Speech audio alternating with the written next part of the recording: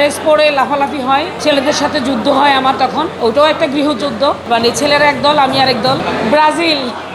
সব গৃহযুদ্ধ কিন্তু একই রকম হয়, প্রত্যেকটা পরিবারে গৃহযুদ্ধ হতেই হবে, নাহলে তো সংসার হবে না। সংসারের মজাটাই হচ্ছে গৃহযুদ্ধ। সেটা মা মেয়ে হতে পারে, বউ শাশুড়ি হতে পারে, হাজব্যান্ড ওয়াইফ হতে পারে, এটার মধ্যে একটা মজা আছে, সেটাই নাটকে তুলে ধরা হয়েছে।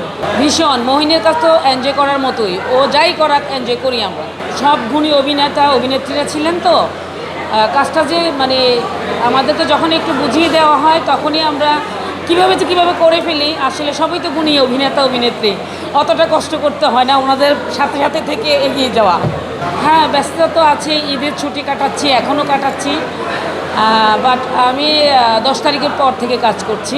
তার আগে আমার একটু পার্সোনাল কাজ আছে। মাত্র আমরা মায়েরা মিলে রাঙ্গামাটি থেকে ঘুরে আসলাম। খেলাধুলা আসলে দেখা হয় না, ওই পরবর্তীতে দেখি, মানে লাইভ দেখা হয় না, পরবর্তীতে দেখি। ব্রাজিল। ব্রাজিল ব্রাজিল, আর কোনো কথা হবে না। যদি পাশে থাকি তো ব্রাজিলের ড্রেস পরে লাফালাফি হয়, ছেলেদের সাথে যুদ্ধ হয় আমার তখন, ওটাও একটা গৃহযুদ্ধ, মানে ছেলেরা একদল আমি আরেক দল। গতবার কিন্তু শুটিংও করেছি ব্রাজিল আর আর্জেন্টিনা নিয়ে।